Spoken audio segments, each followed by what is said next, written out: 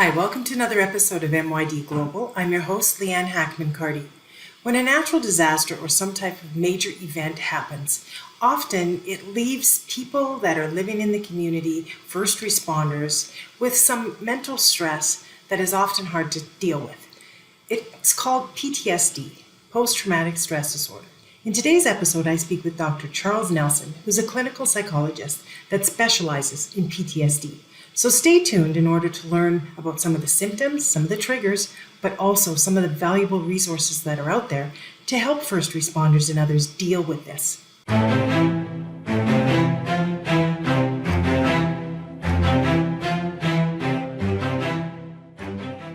Hi, Dr. Nelson. How are you doing today? Very good. Thanks for inviting me, Leanne, for this chat. Well, it's great that you could take the time to talk to us today. So before we get started, can you just explain a little bit about your background and what got you to here today? Yeah, sure. So I'm a clinical psychologist and I work in London, Ontario. And I've been working for a very long time now with folks who develop post-traumatic stress disorder. Probably 15 to 20 years. I've done applied clinical work, treatment, assessment, recovery work, but additionally, I've done a great deal of research in this area. So now what we've done is we've expanded into a private clinic. We have 4 other clinicians, another psychologist, 2 masters in social worker, and another doctoral student from the Western Clinical Program that we're working an awful lot with the main providers in London, Ontario, which is WSIB, Veterans Affairs Canada, and then local and regional police services. That's great. So that you mentioned PTSD, and that's exactly the topic I wanted to discuss in this video. So for someone who might not know, first of all, what it stands for, what the acronym is, but even can you just explain what it is and some of the symptoms that someone might have if they do have PTSD? Absolutely. So first and foremost, it's often very much misconstrued by the public as something that people experience in life and then kind of with very little interference in their life get back on course. And what we've realized probably in the last 4 or 5 decades earnestly through research is that post-traumatic stress disorder is a medical condition like any other. And it develops with known context of traumatic adversity that starts to affect people in very subtle and not so subtle ways.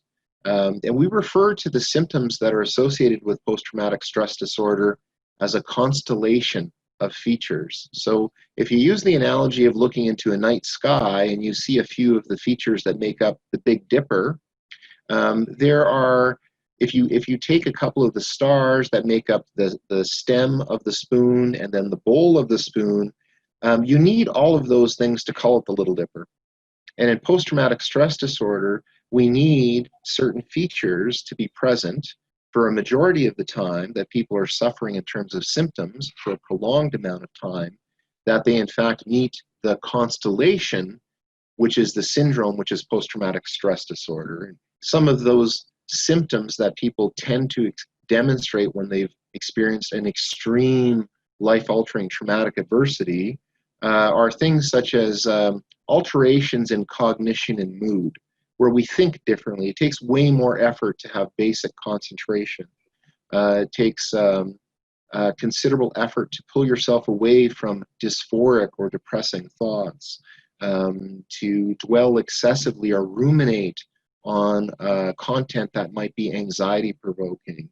It also involves those classical symptoms of PTSD, which are hypervigilance and re-experiencing, which can come in the form of flashbacks or often accompany our sleep or dream content, that the theme or main thrust of the adversity that we experienced replays itself over in certain circumstances that makes it very, very difficult for us to be in our day-to-day activities and focus on everyday regular roles we have at home, with our kids, in our communities, and at work.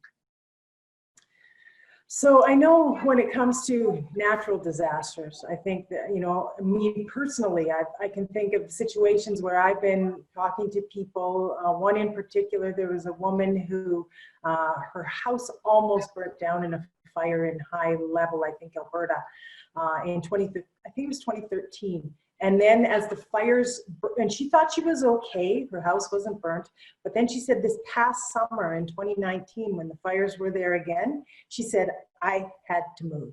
I realized my kids weren't sleeping, I wasn't sleeping. She said it was horrible.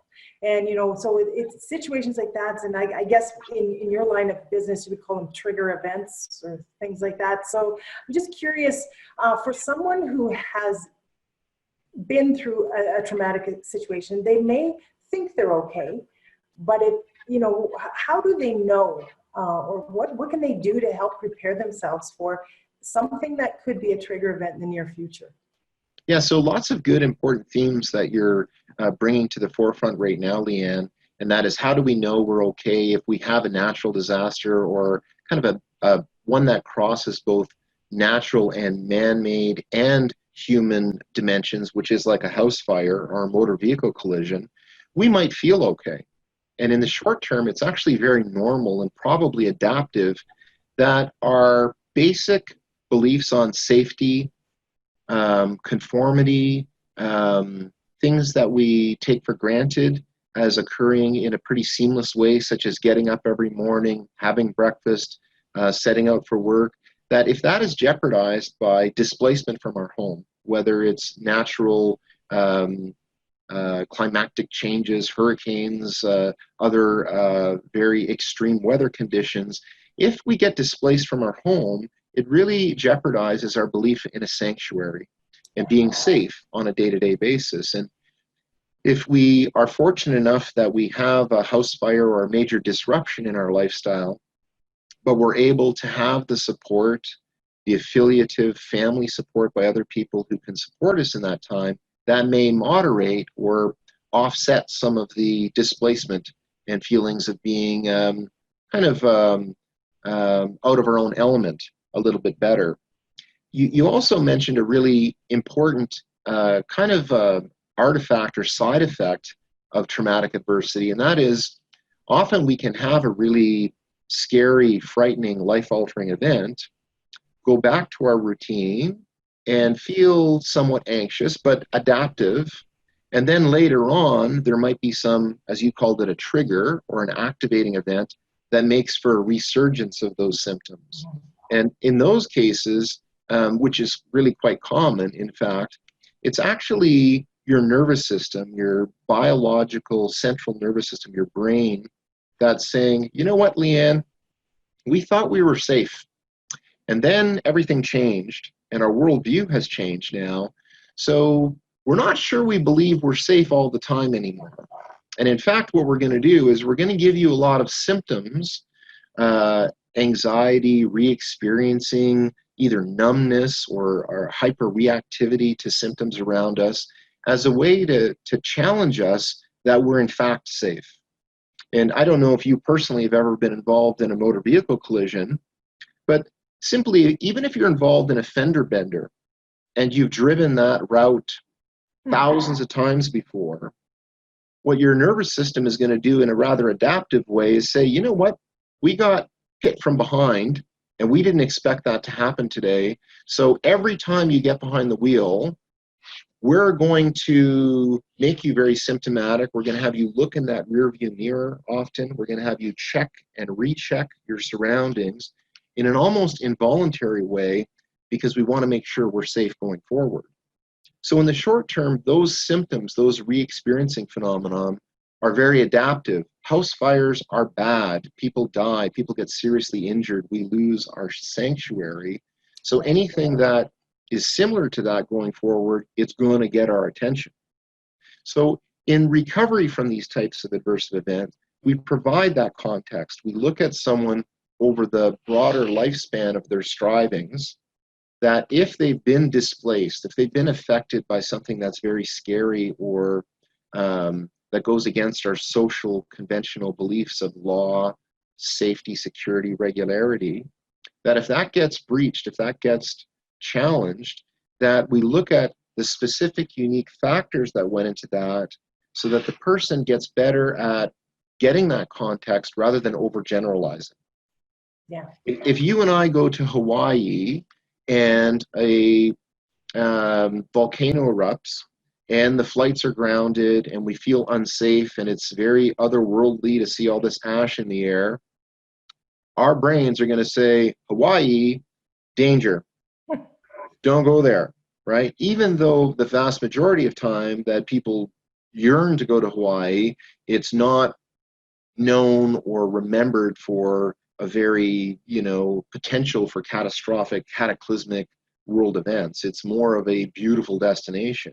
We do the same sort of work in trauma recovery with post-traumatic stress disorder, that people feel very empowered to look at the stories of their traumatic experience with a degree of distance, with a degree of objectivity, almost like a scientist looking at the data, than someone who's reacting to all the emotional factors that go with it.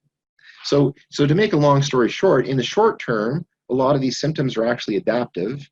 They signal to us in no uncertain terms there are very real dangers in the world around us, but that overgeneralized, that fear circuit in our brain that gets kind of jammed on, that engenders those symptoms, we can actually, through a lot of care and a lot of reflection, we can actually make sure that we're being fair with ourselves, that the thoughts and emotions that correspond to the traumatic adversity are actually set in their own context at one place in time, and that enables us to get back to our functional roles, get back to the totalitarity of our life that makes us feel fulfilled in a meaningful way.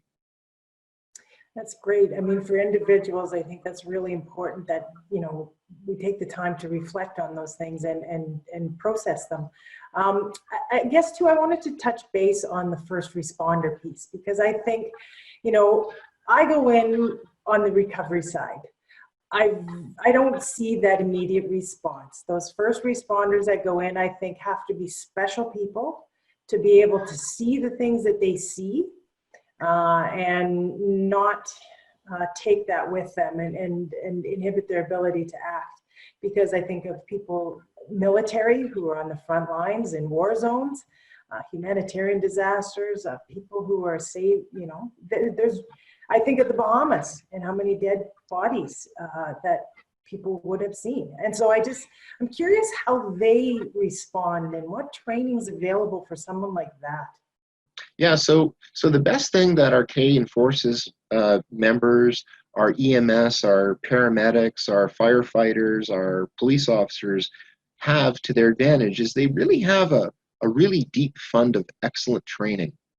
So they're trained over and over again to respond to these critical life-saving situations, and they get very good at it. However, there's kind of a unusual kind of artifact that goes with being really exceptionally trained in something that very few people in the world get very trained at, is that, in fact, they're exposed to a much sheer higher number and volume of people who are in extreme distress, who may be not able to defend themselves or not able to advocate for themselves if they're medically compromised, if they're a victim of violent crime. And the police officer is now responding to that individual, providing support, reasserting safety for that individual. It's very easy for them to be taken by the fact that they're seeing people at the depths of their suffering who they, within their own role, can help reestablish safety and predictability, but they probably have a harder time dealing with the actual events that were violent or traumatic in some way, shape, or form.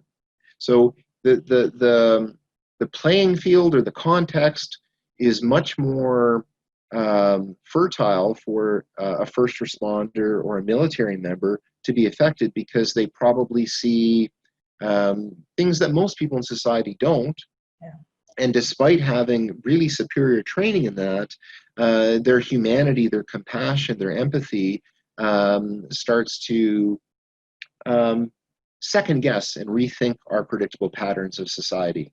And so again, with first responders, folks in really good recovery get good at establishing their own factors of stability, of knowing the limits on what they can do when they lend aid, or support to individuals if there's a medical emergency, that there are limits on the human factor on what we can actually do. Yeah. And again, that's a big aspect of recovery, that we can dwell on those things that were very dramatic, very unusual, and we can really disregard the many, many other times that we went to work, we helped other people in a very meaningful way, but we focus on those things that it didn't go well. And that's something that we can really sort out in psychological treatment, so that people feel empowered to recognize that they are making a difference, but just like the people they defend and protect, they can be affected as well. Yeah, and if they're not well, they can't do their job well. So Absolutely. I mean, that's reality. So if I'm watching this and I want to find resources or advice, where would you recommend they start? Yeah, I mean, that's a good question, because sometimes the symptoms may not, one may not be aware of where these symptoms are coming from, right? So as a first responder in particular, if you're dealing with a lot of crime and you've done it for several years, you may not be able to definitively put your thumb on the reason why all of a sudden you're not sleeping well or eating well or recreating well. And that may take a bit of self-discovery and introspection to figure out perhaps there are some trends in your work world that promoted these symptoms. So good, reliable sources of information, which are usually people who know you well, can go a long way. And I mean, in our clinic, we get referrals from spouses saying, hey, there's something wrong with my husband, or there's something wrong with my wife, because they've spent a lot of time knowing that person well, and they know that there are some changes in their functional roles as a parent, as a spouse, etc., that are unusual. And once there is some awareness that there's been some changes and some demonstration of symptoms, then usually if they persist beyond a predictable time, which is usually a couple of weeks, and it starts to affect other important roles in our life, it may be a good idea to reach out to one's family doctor. If the family doctor has some comfort and literacy with post-traumatic stress disorder. If not, they're very well poised to refer to another mental health professional, whether it's a psychiatrist, psychologist, an evidence-informed clinician, who can sit down with that person, do some diagnostic clinical interviewing, and see if it is more than some regular symptoms associated with general distress, or if it's something more focally tied to the work or experiences they've gone through. But a family doc is a great first frontline resource. But then again, other crisis centers, there are other trauma centers out there, Canadian Mental Health Association, other crisis lines that people phone. All of those folks are very well trained and versed on helping people who've experienced an acute traumatic event. And I think the important thing is too, I mean, first of all, is the awareness that it could be something you're experiencing, because I think most people would feel it's something they either just want to ignore, or it's a weakness, that they should be better by now. But I just look at sometimes the magnitude of the trauma, and it's kind of unrealistic to think you'd be normal by now. Yeah, that's very well said, Leanne. I mean, there's a lot of public misconceptions out there, a lot of stigmatization and even self-stigma that pejoratively people think that because now they have a disorder of caring, that represents that they might be weak, or they did themselves something wrong, that they can't shake it off and get back to their role. That's really nonsense. We know that it is, in the short term, it's very adaptive. Our central nervous system is saying, look, we're going to remind you how dangerous your work role is, or the natural disaster, or whatever the traumatic adversity is. And beyond that, if you continue to engender those symptoms, it's something that you're probably going to have to work out with some professional help, because it is now a full-blown medical condition. Yeah. Well, that's very interesting. So in closing, is there anything maybe that I didn't ask you that you wanted to comment on before we close? Yeah, I mean, there's more and more public awareness. There's much more awareness amongst employers of all sectors out there that people can be affected by traumatic adversity.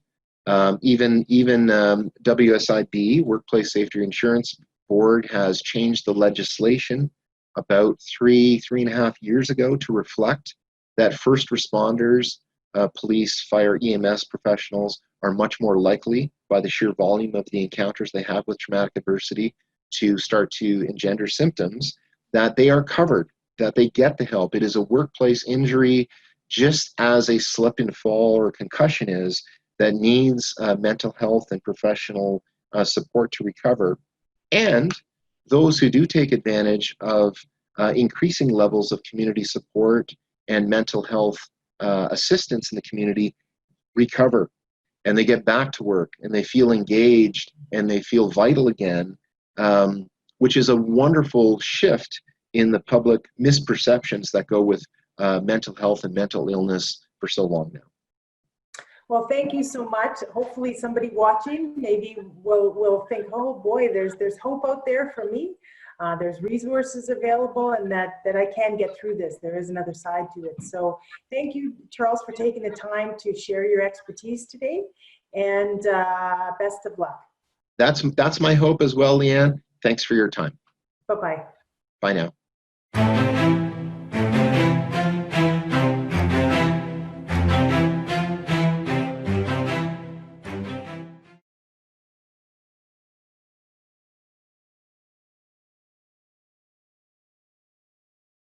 Hi, welcome to another episode of MYD Global. I'm your host, Leanne Hackman-Carty. Today's episode, I speak to a woman who's making a real difference in Puerto Rico. She founded an organization called ProTECHOS, and what it is, it's an earn and learn program. So people are involved in rebuilding their homes by learning how to build a roof. It's a great way to involve people in the recovery process and train them at the same time.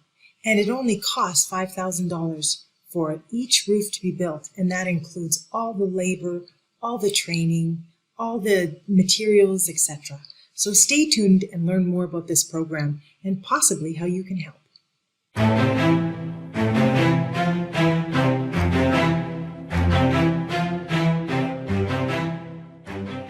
Hi, Emily. How are you doing today? I'm fine, Leanne. Thank you. How are you? I'm good. So before we get started, can you just tell us a little bit about yourself? Sure. My husband and I came to the island about 5-6 years ago, and well, we had been here on vacation before. We weren't really thinking about moving here when we came to look at it, but we fell in love with the island, and we decided to make it our home. We had met people that just made us feel so welcome here, and beautiful surroundings, perfect weather. We were actually thinking, well, at least we'd want to have a vacation home here. Anyway, it ended up becoming the place where we wanted to stay. And we, in 2017, as everybody knows, Maria happened, Hurricane Maria and Hurricane Irma. And after the hurricane, I was frustrated. I just wanted to do something to help. And initially I thought, well, first thing that we need is power. The entire island was without power at one point. And so I contacted, through a friend, I met Jonathan Marvel, who had started Resilient Power Puerto Rico, which was installing solar panels on 100 community centers throughout Puerto Rico's municipalities, 78 municipalities. And Jonathan had told me that RPPR was finding that there were so many roofs, actually pretty much anybody could see by looking at all the blue tarps everywhere that FEMA had put on, that you kind of need roofs before you can have solar. Yeah. So he had the idea of ProTECHOS, and he had the name, and basically, but he didn't have the time to do it. So I took it and ran with it. I'm now the president of ProTECHOS. We are a Puerto Rico nonprofit. We are also a U.S. 501c3, so we're certified under 1101.01 of Puerto Rico law and U.S. 501c3. And after Maria, we started our mission, which was not just to rebuild roofs, because Puerto Rico needed two things. Well, we need a lot of things, but the two things we were addressing were lack of roofs and lack of capacity in the construction industry. Yeah. wanted to enable people to be able to get jobs in a booming construction industry at a time when so many people needed roofs. So we created a learn and earn program so that as we were building roofs, we would train people in the neighborhood, people in that community, to learn how to be carpenters, skilled carpenters, at least in terms of roof building. And those skills would instill confidence in members of the community and enable them to find jobs. And then in turn, they could help in their neighborhood and in other neighborhoods and help to rebuild. And so those two things, the roofs and the jobs, that was what got us started. And we've been going and going ever since. We started in year one, we started with 2 proof of concept roofs. We were working with an architect who was a professor at the University of Puerto Rico. So we had a group of architectural students, students from the School of Architecture, as our test trainees. So they were kind of the guinea pigs for the program. And they built 2 roofs under the instruction of Francisco Gutierrez, who was the professor at UPR. And we paid for the materials. And basically, Francisco had a construction company that paid the hourly wages to the students, and we reimbursed them for the wages. And those students learned to build. So that model worked. And you can see, we have YouTube videos, we have videos on our website where you can see actually one of the students talking about what he learned as a trainee and the challenges that they faced as they were rebuilding this roof, which previously had only a blue tarp to cover it. So I keep going and you may have questions. Well, I love this concept because so many times when a disaster happens, the locals, they lose their job, they lose their business, whatever, and they're also not included in the rebuild and the recovery. And so something like this is so practical because not only are they helping get their own families up and running again, but they're helping their neighbors and they're getting a skill at the same time. You know, they can go get paid to do other roofs. So they actually get paid to do this, or is this? Yes, we start them at minimum wage. We do. We pay for the materials and we provide training through a program where when the trainees come in and they start to learn, they're paid minimum wage for every hour that they devote to building and learning. And if they continue with the program, there is a possibility for them to get promoted within the crew and ultimately become a trainer because we pay the trainers too. Yeah. We have had quite a bit of success with this, actually, this model. Our very first trainee became a project manager. So he went from, you know, learning how to build them to learning how to teach others to build them to learning how to manage the entire project from start to finish. And we've done that twice. We have one other trainee who's done the same thing. We also had a trainee who became a foreman, and he also trains new people.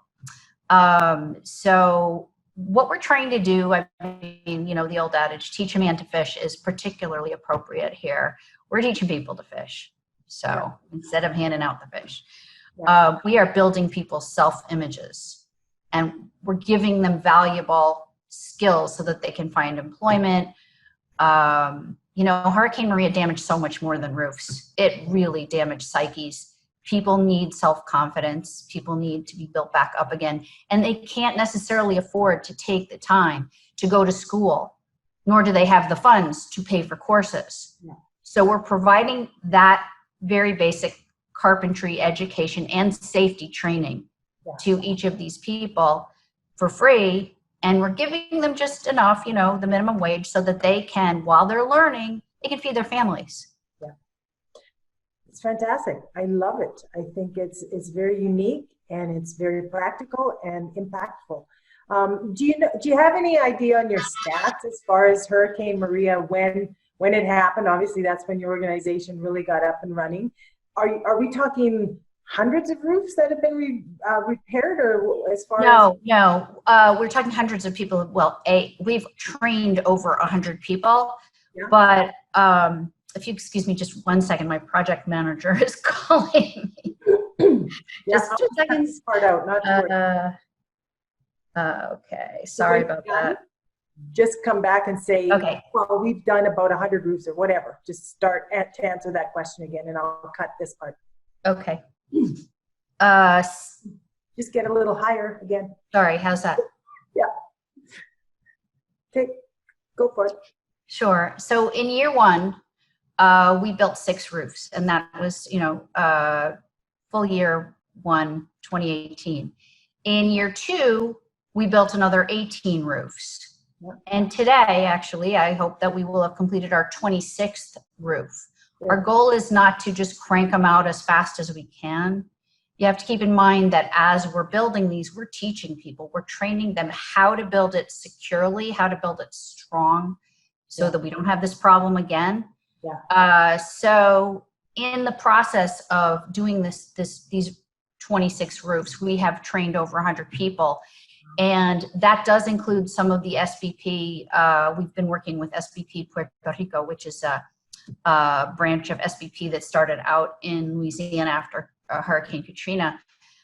They have local AmeriCorps volunteers from Puerto Rico that are that we have trained in safety, how to put a harness on, what you have to do when you go on top of a roof, and how to build a resilient roof.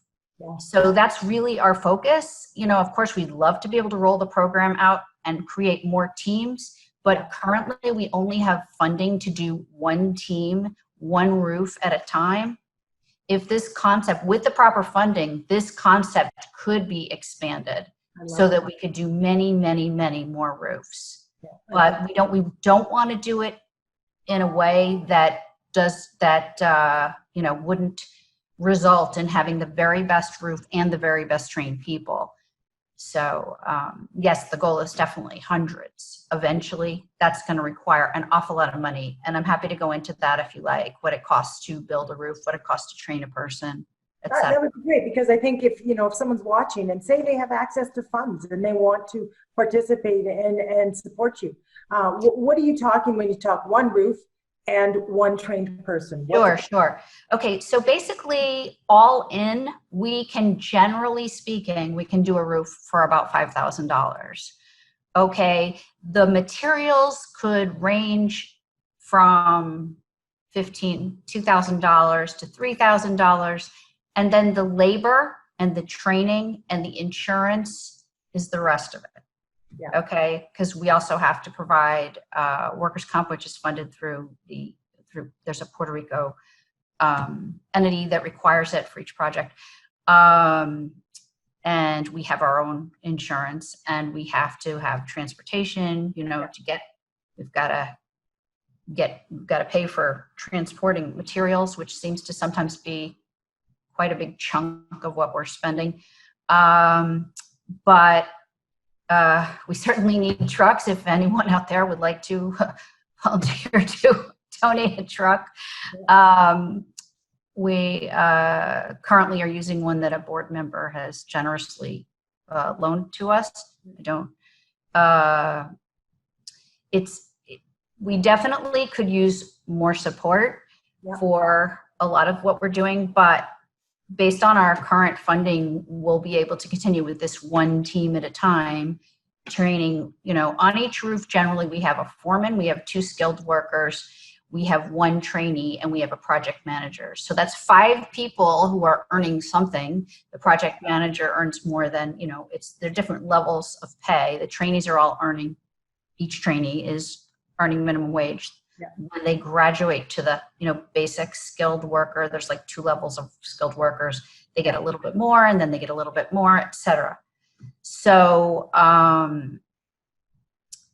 it's certainly a concept that is capable of expansion. It's just, with the right funding. I mean, if you imagine that one roof takes $5,000, tell me you want, 100 roofs. there you go. Yeah. But I mean, that's the thing. When you think about the cost, if you were to repair a roof, have it resilient so it's not going to be, the next hurricane comes through, it's not impacted the way it was before. You're probably saving a lot of money inside the home, people's goods and having to just be displaced. So it's honestly, I love the program. Is there anything else before we wrap up that maybe I didn't ask and you wanted to share? Well, we have videos we have our own YouTube channel. And I would suggest to people, if they'd like to see that what we do and they'd like to support what we do, to please, well, first of all, go to our website, which is ProTECHOS.org. It's PROTECHOS.org. And on there, you will find all the links to all of our social media. We are on Facebook, and we're on Instagram, we're on LinkedIn, and we're on Twitter, and we have the YouTube channel. So we're a very lean organization. We are going to have our first full-time paid administrative employee who is going to who's going to be our executive director, starting February 10th. Awesome. So I'll include all those links and your YouTube channel so people can go there and find out more about your organization and hopefully support you. Thank you so much. We really appreciate the opportunity to tell you about ProTECHOS. Well, I'm glad I found out about you, and all the best in the future as you continue to help people have their homes restored. Thank you so much, Leanne. Okay, bye-bye.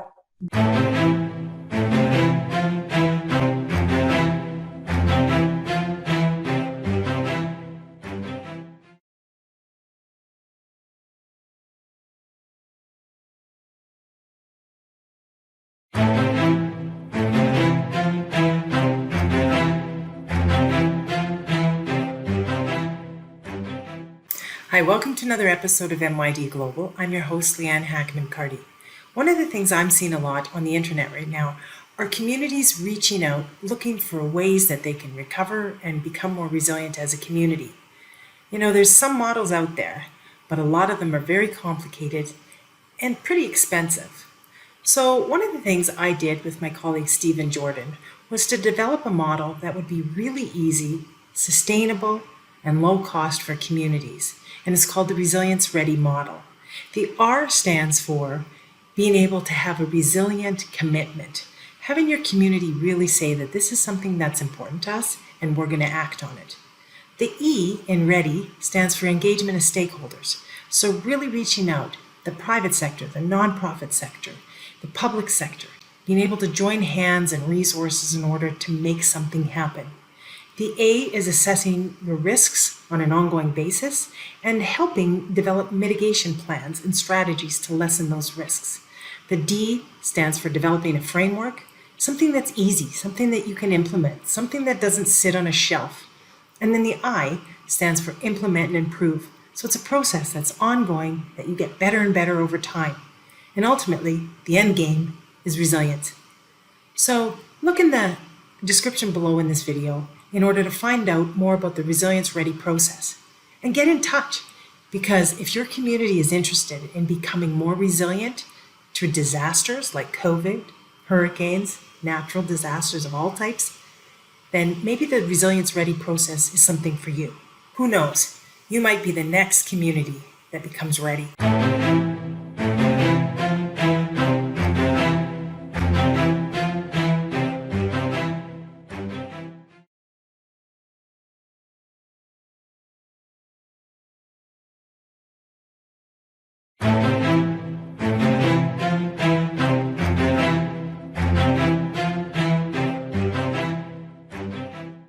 Hi, one of our goals at MYD Global is to ensure that you have the best tools and resources to help you with all things disaster. In this COVID environment, there's a lot of resources out there, and it's really tough to find good ones. So if you go to isdus.org, you're going to find a portal on COVID resources specific to businesses, individuals, and communities. The Institute of Sustainable Development has spent a lot of time gathering resources. In particular, if you're US-based, you're going to find state-by-state resources. Go there today and find some COVID resources that are going to really help you in your recovery. Hi,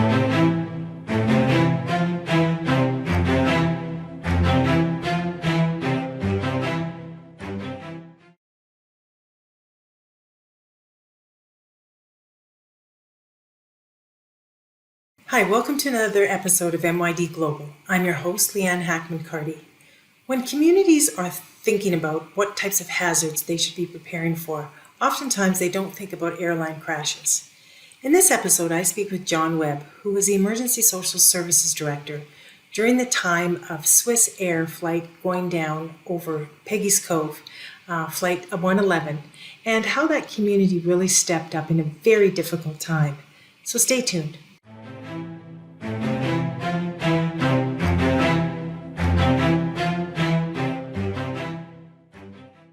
Hey, John, how are you doing today? Good to see you again. Great, Leanne. Nice to talk to you too.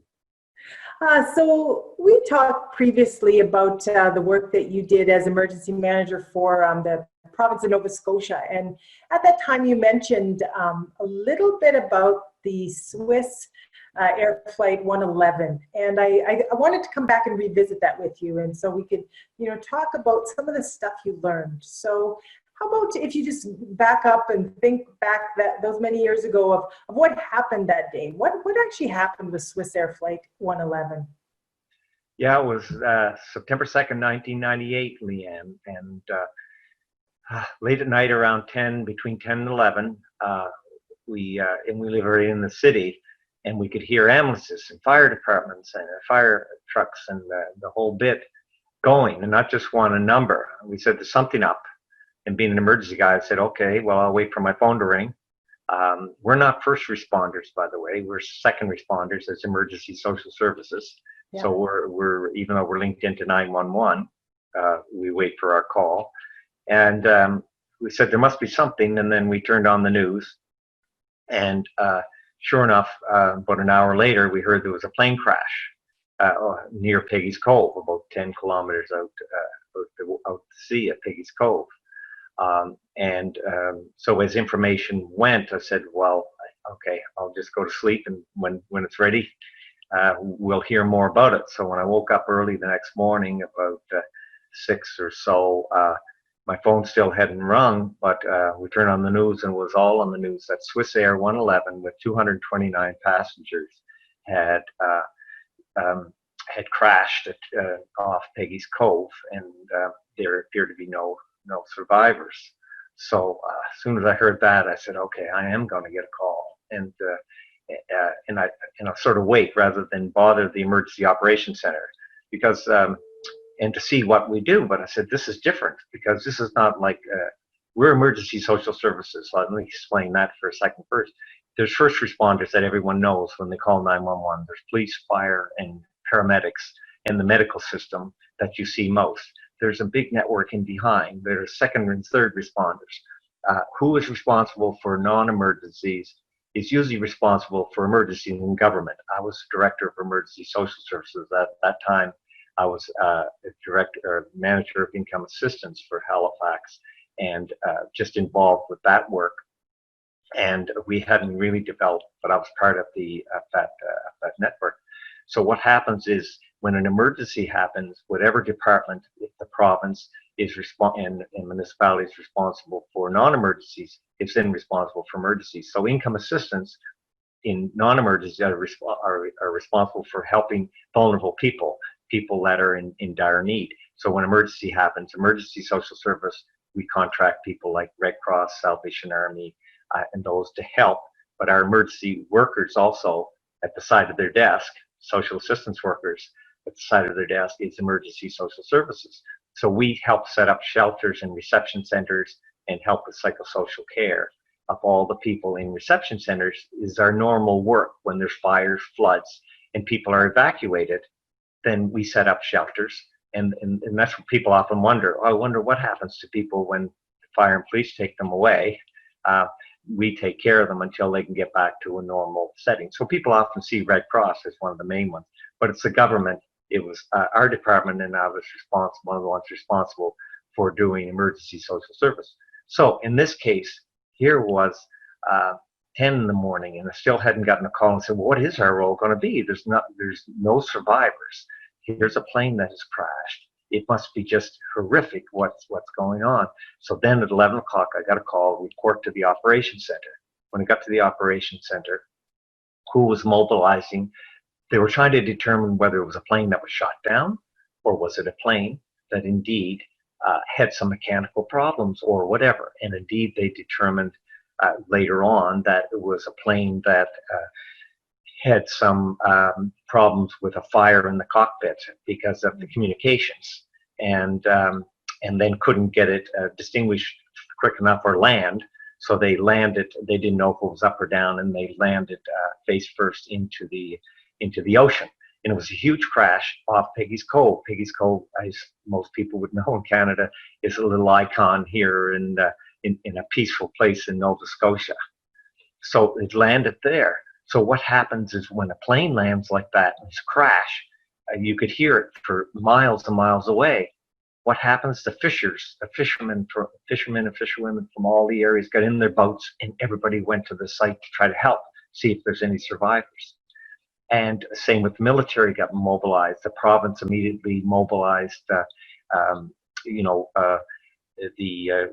probably Bedford Institute and a number of other organizations that had boats to go out.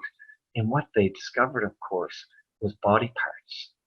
Imagine all the fishers that were there, and all the community, 229 people, the crew that was just landed there. That then they started to, they realized at a certain point that it was just recovery. Here's all the ambulance people and the fire people wanting to help, and there was no one to be able to help. There was apparently one intact body. One little child, it was an intact body. Everything else were body parts.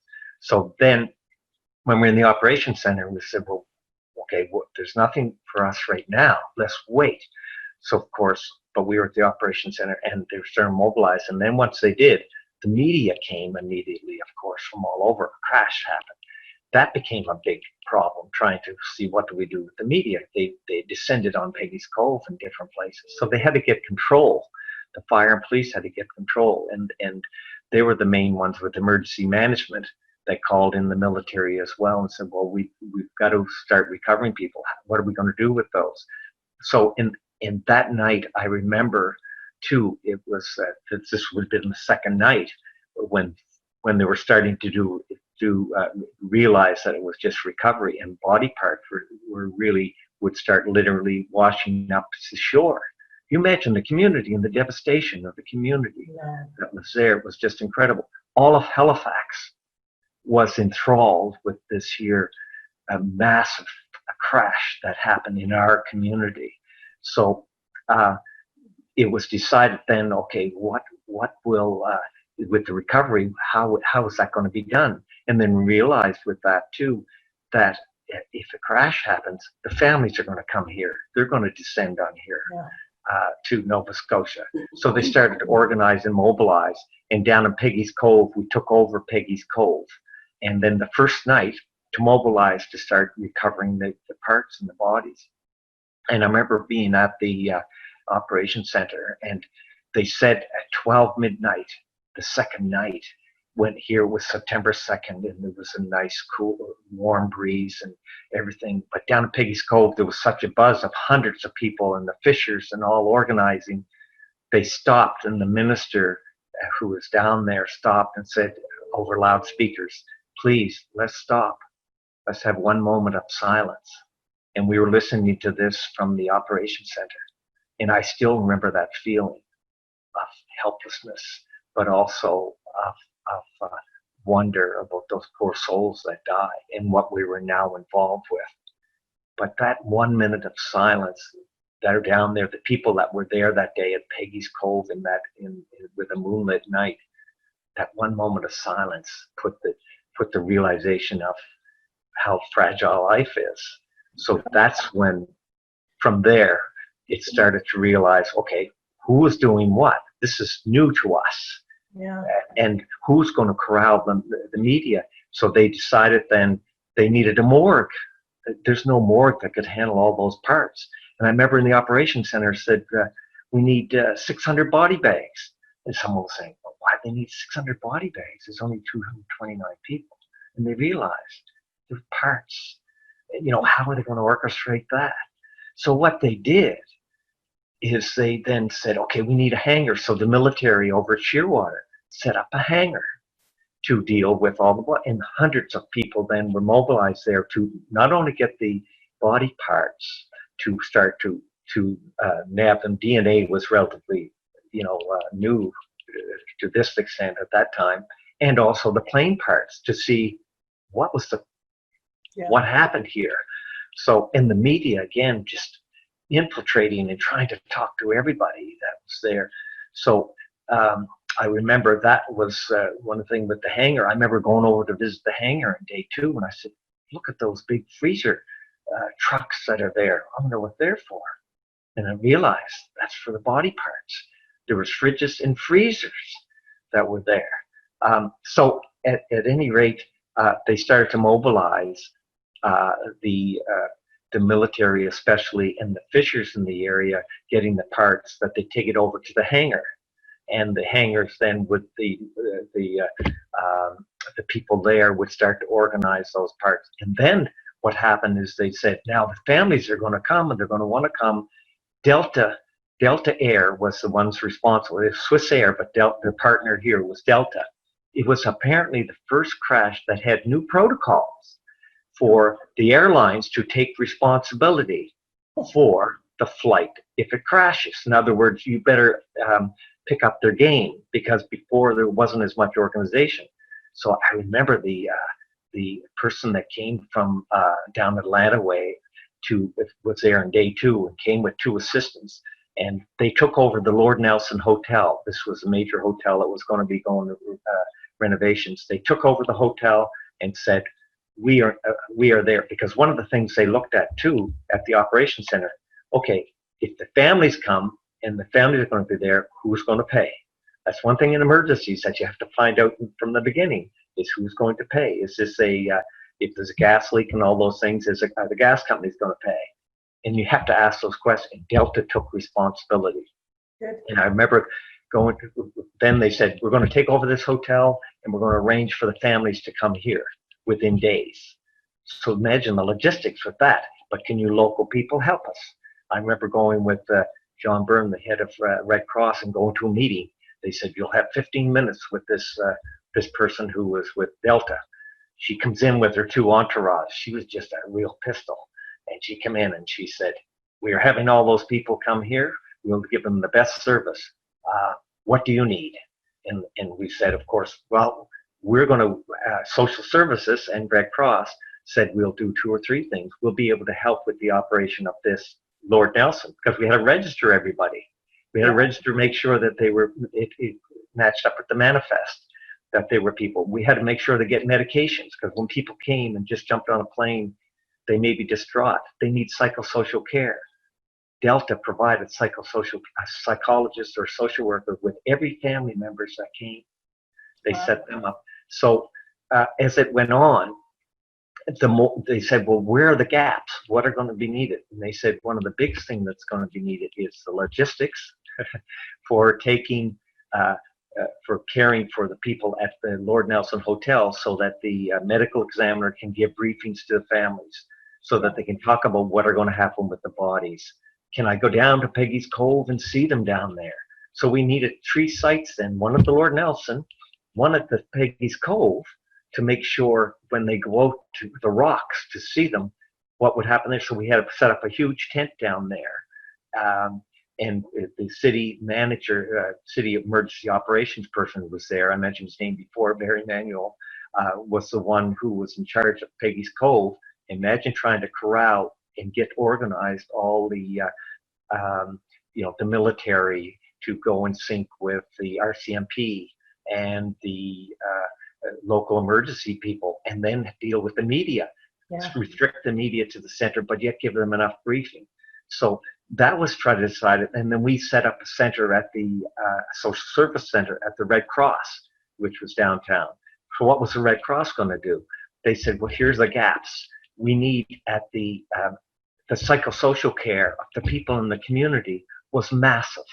Because you imagine all those people that they were telling their kids who go swimming after school and go fishing, don't go near the water. Don't go near the, you imagine all the search and rescue. There were many of them that went out and helped comb the beaches. And apparently one of the, and the psychosocial aspect of, so we set up a 1-800 number through the Department of Health. Department of Health, then we helped them coordinate. I was taking minutes for us. I remember it vividly, and I still have the minutes, that we got the Nova Scotia mental health, head of mental health for the Nova Scotia Health Department, chaired a committee to say, okay, who is going to do the psychosocial care? And we got someone from the RCMP, someone from the military, all those people all around the table saying, who's doing what? And of course, they were taking care of their own people with the psychosocial aspect of that. But who's taking care of the community? Yeah. That's a gap. What's going to happen? So I remember calling, because I was connected to, through Arm Prior and through my emergency training, Department of Health and Department of Social Services. There was a man called Ray Lafond. I don't know if you ever heard of him. He's an expert in psychosocial care. He helped set up the manual for psychosocial care in disasters.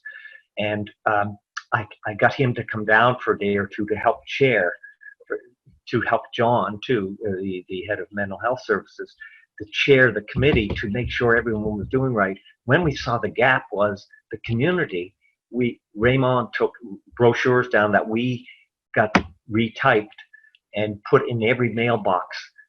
If this happened to you, if an emergency happened, here's what you can say to your child.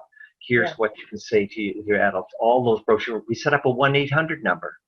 There was a movie done on Swiss Air about that, and it also mentioned about the number of divorces after, or the number of suicides, few suicides, because the community was so devastated because of what they saw in their community. If you can just imagine. Apparently one person that we heard the story of was fine when he was out taking parts and everything, but when he saw a hand floating by with a wedding ring on it, that was devastating.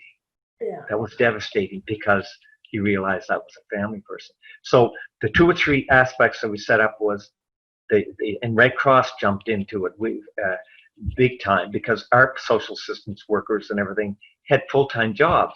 We were over our heads. So we let Red Cross and Salvation Army, but we were there, we're responsible for it, but we hadn't had a formal contract at that time with Red Cross. We got one a year or two later, and that's why we were more prepared for September 11th. But with this year, so there was 3, it was doing the psychosocial care for the community, making sure we coordinated that everyone wasn't duplicating psychosocial care. It was taking care of the media. That wasn't our responsibility, but we were involved with that a bit to restrict them so that they weren't talking to our families that came down.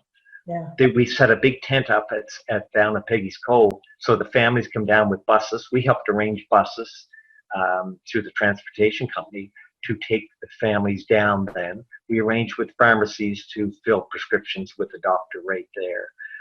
Those sorts of things, because they were careful down there too. We had bottles of water and flowers and sand for Peggy's Cove for the families to take with them. But we found we had to watch out too. There was one family so distraught they almost fell off the rocks and fell in. Some of them, one or two apparently even wanted to go and jump in. You know, they were so distraught. Yeah. So those were the things. The other thing that we did was over at the hangar, we had psychologists we set up a trailer so that we had psychologists there, that everybody who was in the hangar dealing with the body parts would have to go through that trailer. And then the last thing was at the Lord Nelson, when the family started to come in, we registered them as social services. We made sure they had care and that they were ready for the briefing, that they had all the information. And then that they were carted down to Peggy's Cove, and then there was arranged for a service and all those logistics that were, so anyway, that was the no, I mean, you know, in your line of work, I mean, on the emergency social service side, you train for certain situations and you get experience with them and you think rationally this is how it's going to work. But when something like that happens, I'm just not sure you could ever really prepare for what you're going to see and what you're going to have to do. and the families just so overly complicated, and just the visuals that you'll never get out of your head, that you just thought. I often wonder how first responders deal with it, because they see so much many people should never have to see, right? So as far as I think of communities in general, when you're thinking of various scenarios that could impact you, that you should plan for, I don't think this one tends to be that high on people's radars yet when you explain what happened to you and all the stuff you had to do. It's one I think communities should prepare for. What would happen if a plane was shot down or just crashed not far from your community and you didn't have to deal with the situation? And most people I think, who are in government or whatever, say, well, what will we do? And it's mind-boggling, especially if you're one that wants to deal in the visuals. The main thing is to make sure, and I said this in the last blog, is to make sure that you have your networks in place, that the communication is there. That is so important, because networking and be involved. But it's hard because you can't really plan for a near crash or whatever there. But just to know that, I remember in one emergency, I had a new emergency guy that was down at Oxford, which was a major flood. And this is a good example of that. He was going to first emergency, and I briefed with him after, gave him a debriefing. I said, well, how did you do down there when you thought that you were going to Oxford thinking there was going to be a massive flood to evacuate this town of 1,200 people, and you were the emergency social service one? He said, I cried all the way down. He said, I didn't know what I was going to do. And I said, what made you feel better? When I went to that operation center, he said, and people started to say, well, we'll do this, we'll do that, that I was just part of a team, and they were all there to help me and help each other. That gave me the comfort. So if there's nothing else to know, that you have to just look at the fact of the situation that happens in front of you. If it's a boat or even a bus crash. Imagine a bus crash with 50, 60 people. That would be huge. We've had that happen in New Brunswick with hockey teams and that sort of thing. Yeah. So I guess it's that you can't really prepare for it, but you have to prepare in terms of your networks in advance and think outside. You can't get ahead of yourself. You have to wait to see what the disaster is bringing you, and then respond with everything that you have. Yeah. For example, the church groups that were there were massively important because people hung to their religion connected to that. So they were mobilized. We hadn't worked very closely with the churches before, but we realized quickly that they could mobilize because people trusted the churches that were there, and they had the infrastructure, and they could put on a meal in a moment's notice. So all the communities around Peggy's Cove found that out quickly, that people help each other. That's one of the biggest things. Yeah. No, that's great. I appreciate your insights into this. And John, as we wrap up, is there anything else you wanted to say that maybe I didn't ask about? Or well, this is kind of interesting. It was amazing with that emergency. It stuck with us for years because I know I got freed up at my work to help coordinate with the Red Cross. But when we heard about it after, everyone wanted to help in the community, but what could we do?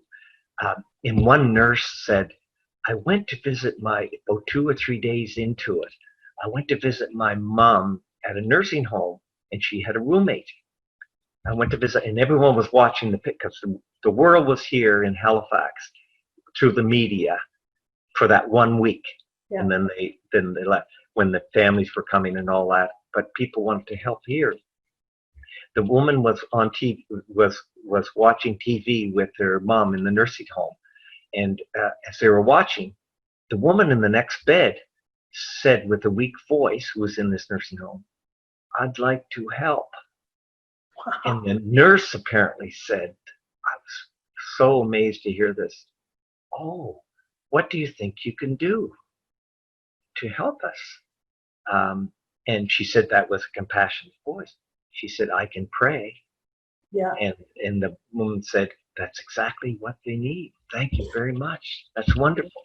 So not diminishing anything that someone can do is one of the things to learn, and the capacity for communities to respond.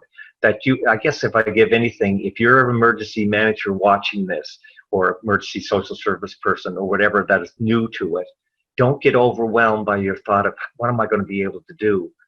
You'll just fill in the blanks, and the ones who are most trained will often jump in to help mobilize. But it will get done, and it will get done the best way. And one thing that I will say is they always make mistakes in emergencies. You're going to just make new mistakes. So don't be prepared for them. Just be prepared to make new mistakes, but to try to minimize them as much as possible. And that's what we try to do. That's a great way to wrap up. Well, John, as always, thanks again for taking the time to share your experience, because I think that experience muscle is important, especially when you deal with situations like this. Everyone's new, but you can draw on some of the things that you learned in the past and the things that worked. So thank you so much for sharing, and take care. Thanks, Leanne. You're welcome. Thank you very much.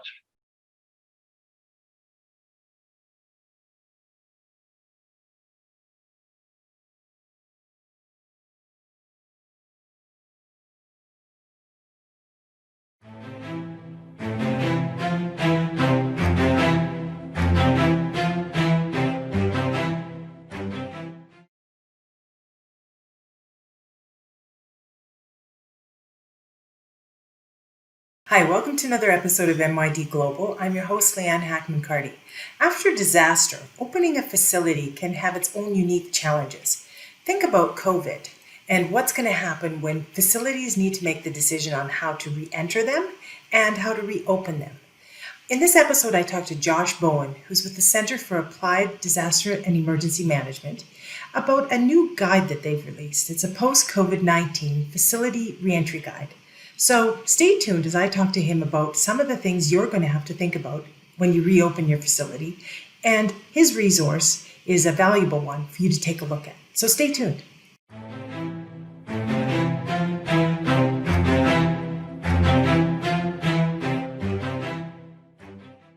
Hey, Josh, thanks for talking to me today about your new guide.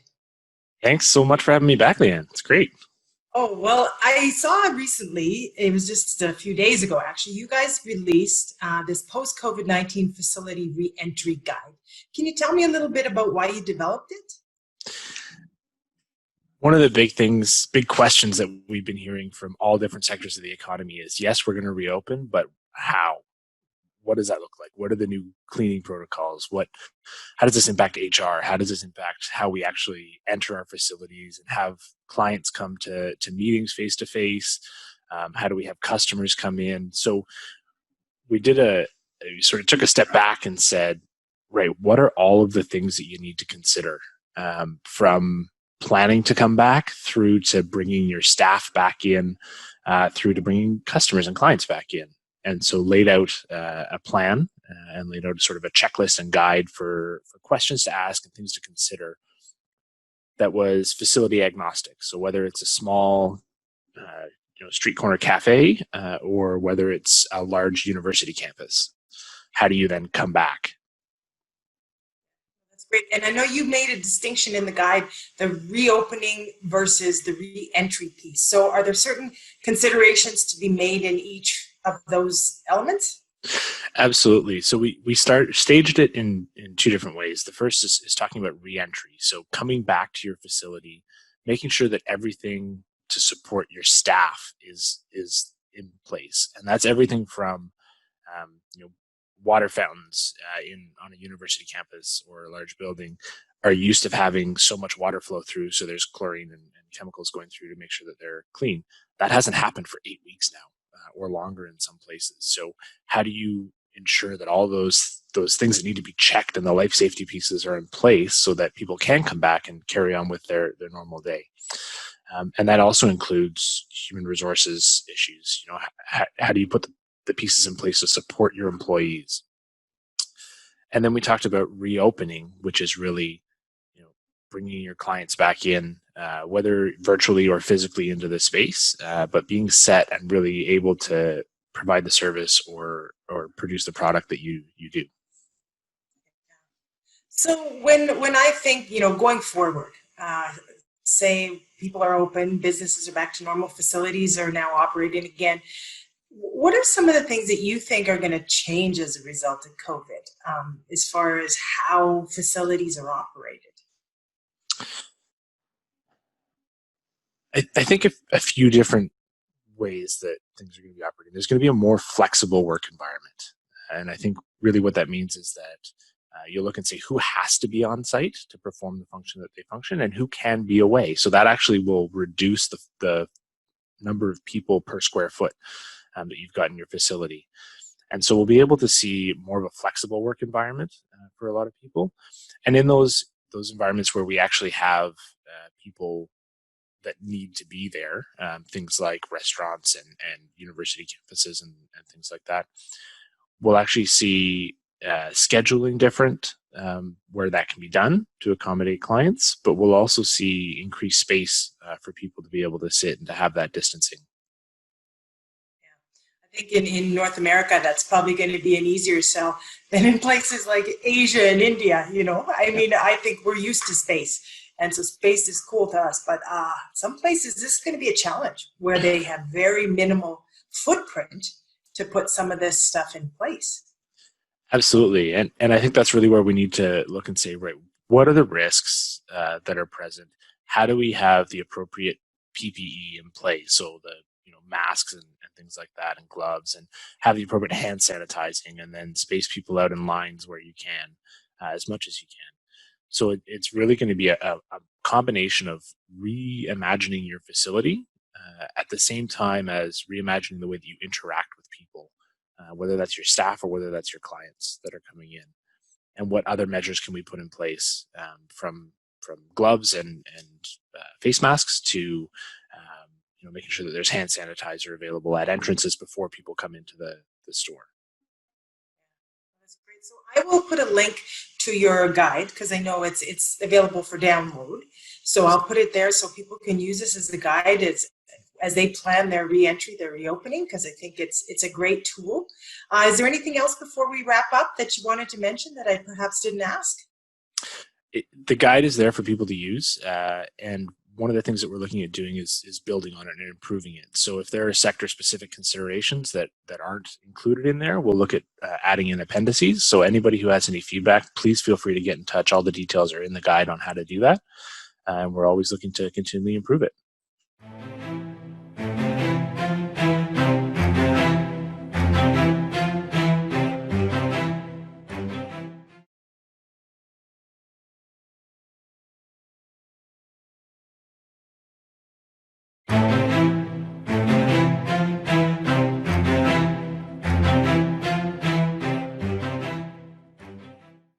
Hi, welcome to another episode of MYD Global.